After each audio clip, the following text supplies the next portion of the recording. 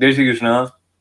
पार्थाय प्रतिबोधितां भगवता नारायणेन स्वयं व्यासेन ग्रथितां पुराणं मुनिना मध्ये महाभारतम् अद्वैष्टामृतवर्षिणीं भगवतीम् अष्टादशाध्यायिनीम् अम्ब त्वामनुसन्दधामि भगवत् गीते भवद्वेषिणीम्।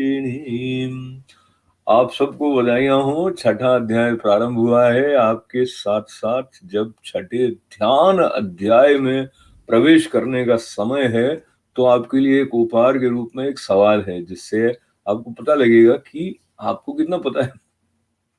ये जो पता लगने वाली बात है ना, जीवन इस तरह के अवसर हमारे सामने लाता है तो हमको पता लगने लग जाता है कि हमको कितना पता है।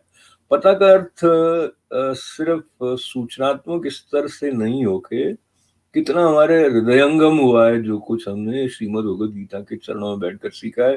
पर ये पहला जो सवाल है आपके लिए, इसका उत्तर आज के कार्यक्रम के अंत में आप तक पहुंचाया जाएगा। वो है कि पांडवों के वनवास काल में द्रौपदी जी का हरण हो गया था, वो किसने किया था। तो ये सवाल दोहरा दिया जाए कि वनवास काल में द्रौपदी का हरण किसने किया था। और इसमें कोई हिंट न देते हुए फिर भी हिंट दे ही देता हूँ, दुर्योधन नहीं था। दुर्योधन नहीं था। बहरहाल आगे चलते हैं। और चलते चलते मैं आज आपके साथ में जब ध्यान योग में प्रवेश कर रहा हूँ छठे अध्याय का अवलंबन लेते हुए, तो संत ज्ञानेश्वर जी इस अवसर पर यानी छठे अध्याय पर जो बात कहते हैं, उसमें उनका जो भाव है वो हम छू पाए या न छू पाए, पर उसमें से लिए हुए कुछ शब्द ऐसे हैं। उनका कहना है कि ये जो उपदेश है वो जिसने परमेश्वर के लिए सुख त्याग करने के लिए अपना बन बना लिया है, उसके लिए तो ऐसा है जैसे कि चकोर के लिए चांदनी का आहार होता है। वरना ही ऐसा हो सकता है जैसे कि गूंगा बहरे को उपदेश दे रहा है। तो हमारे लिए है कि नहीं है इसका पता हमें धीरे धीरे चलेगा, पर बात इसमें योग और संन्यास दोनों की आने वाली है। और सीधे सीधे पहले श्लोक में प्रवेश कर जाते हैं, और समय रहेगा तो आज एक कहानी भी आप तक पहुंचाई जाएगी। छठा अध्याय का पहला श्लोक है। श्री भगवान उवाच अनाश्रित कर्म फलम कार्यम कर्म करोति यः स सन्यासी च योगी च न निरग्निर्न न निरग्निर्न चाक्रियः। निरग्नि का मतलब तो आप समझ गए, जो अग्नि से त्याग कर दिया जिन्होंने, निरग्नि।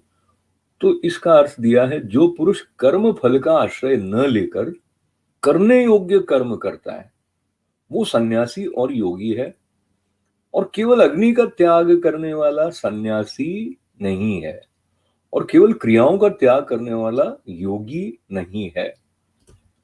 अनाश्रित कर्म फलम यानी कर्म फल पर आश्रय नहीं लिया है उन्होंने कि मुझे ऐसा ही प्राप्त हो जाएगा इसलिए मैं कर्म कर रहा हूं। कर्म क्यों कर रहा है?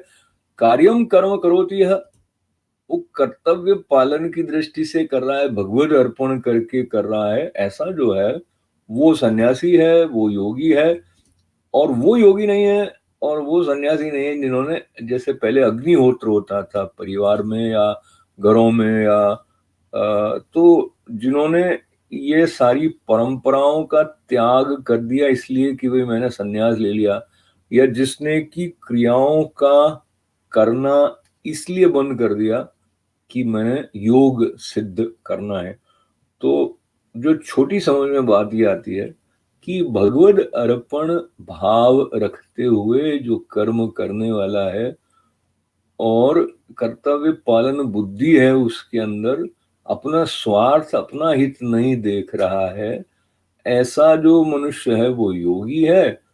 और इस प्रकार की बात को लेते हुए सन्यासी और योगी का संदर्भ जो ध्यान योग में आया है उसके बारे में संतों का ये कहना है कि जब तक निष्काम कर्म का अभ्यास नहीं होता है तब तक ध्यान सधता नहीं है। ऐसी बात जो है अभ्यास करने से हमारी समझ में आई, क्योंकि मन विचित्र विचित्र भाव लेते हुए कई दिशाओं में भागने लग जाता है।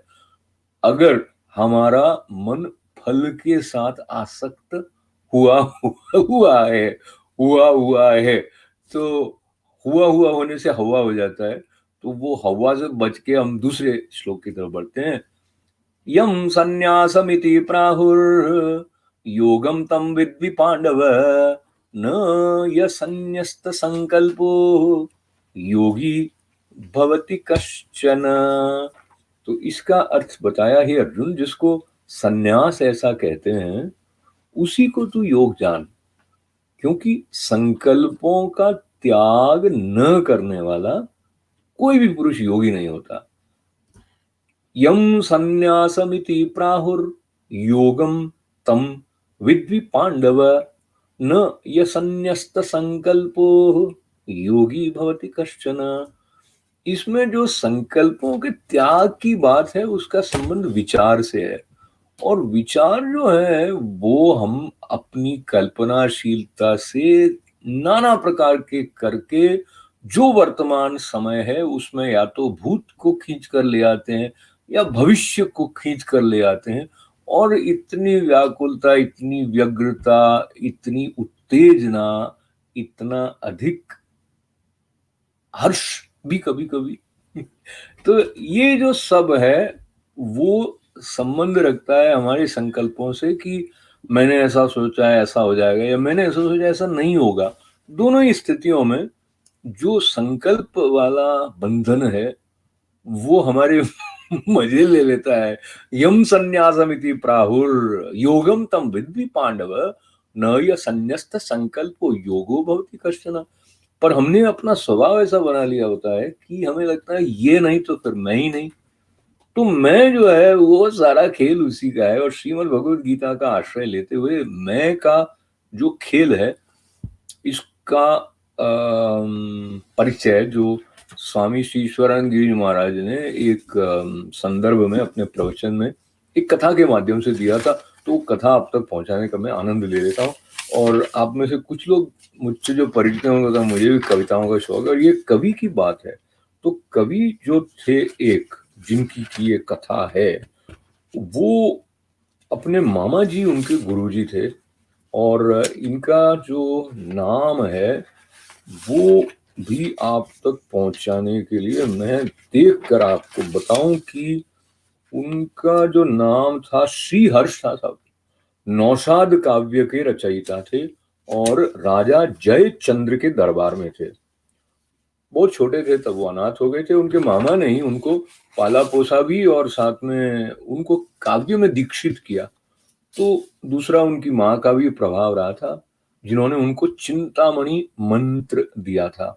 अब वो उपासना करते करते इतने तेजस्वी विलक्षण प्रतिभा वाले कवि हो गए थे, और ऐसा लिखते थे कि बड़े बड़े विद्वान भी समझ नहीं पाते थे कि वे लिखा क्या है, लेकिन ये पता होता था कि इसमें काव्य के गुण हैं।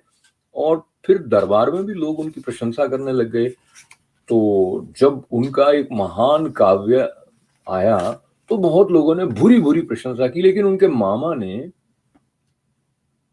एक शब्द भी तारीफ का नहीं कहा। तो इसको लेकर उनको बहुत कुंठा होती थी, क्योंकि वो देखते थे कि अब ये मेरी तारीफ करनी चाहिए, अब मेरी ये सराहना करनी चाहिए। किया ही नहीं मामा जी ने। तो उनको बहुत ही गुस्सा आ गया, और उनके आसपास जब प्रसिद्धि होती है तो शायद कुछ लोग ऐसे भी हो जाते हैं जिनको आधुनिक संदर्भ में हम चमचे कहते थे, पुराने जमाने में चाटुकार। और वो अगर किसी तरह से उत्तेजना दिला देते हैं तो ऐसी मनस्थिति आ जाती है जहां पर वो जो श्रीहर्ष थे उनको लगा कि मामा जी जो है मुझसे इतना ईर्ष्या करते हैं, इनको खत्म कर दूंगा मैं। यहाँ तक वो पहुंच गए, संवेदनशील कवि। लेकिन तो खंजर लेके वो मामा जी के द्वार पर पहुंच गए थे। अब बाहर जब थे तो उनको मामा मामी की बातचीत सुनाई दी। मामी जो थी वो कह रही थी कि ये श्रीहर्ष इतना अच्छा लिखते हैं, सब दरबार में तारीफ कर रहे थे, आपको इतना क्रूर नहीं होना चाहिए। आपने तो उनको आपको स्वीकृति दी नहीं और आपने उनकी इतनी प्रशंसा की नहीं। तो मामा जी ने कहा अपनी धर्म पत्नी यानी श्री हर्ष की मामी को कि मैं बहुत मुश्किल से अपने आप को रोक पा रहा हूं उसकी प्रशंसा करने से और उसको गले लगाने से प्रशंसा करके, क्योंकि जैसा उसने लिखा है मैं जानता हूं वो इससे भी अच्छा लिख पाएगा, ऐसी क्षमता उसमें है और मैं उसकी उपलब्धियों को चुनौती दे रहा हूं ताकि वो उन क्षमताओं को उजागर करे। तो ये शब्द जब बाहर श्री हर्ष ने सुने तो आंसू आ गए उनके, मामा जी के चरणों में गिर गए और गले लग गए। तो ये थी कथा। ये कथा इसलिए थी क्योंकि मैं जो है वो बड़े खेल करती है और कई ऐसे खेल कर देती है जहाँ जो हमारा लाभ होने वाला है और जो हमारा सच्चा हितैषी है हम उसको भी गलत समझ लेते हैं। तो सही सही बात करते हुए चलते चलते जो प्रश्न उठाया गया था प्रारंभ में आज कि पांडवों के वनवास काल में द्रौपदी का हरण किसने किया था, तो सही उत्तर न दुर्योधन है, न शांतनु है और न अहिरावण है। सही उत्तर है जयद्रथ। और आपने बाद में जयद्रथ वध एक काव्य है उसके बारे में भी शायद सुना होगा। तो इतना सब जो प्रसंग है ध्यान योग के साथ जो हमारे सामने भगवत कृपा से गुरु कृपा से प्रकट हुआ है, उसमें आपका जो साथ है उसके लिए आपका बहुत बहुत आभार है, धन्यवाद है, मंगल कामनाएं हैं। ओम पूर्णमदः पूर्णमिदं पूर्णात् पूर्णमुदच्यते पूर्णस्य पूर्णमादाय पूर्णमेवावशिष्यते। ओम शांति शांति शांति। जय श्री कृष्णा।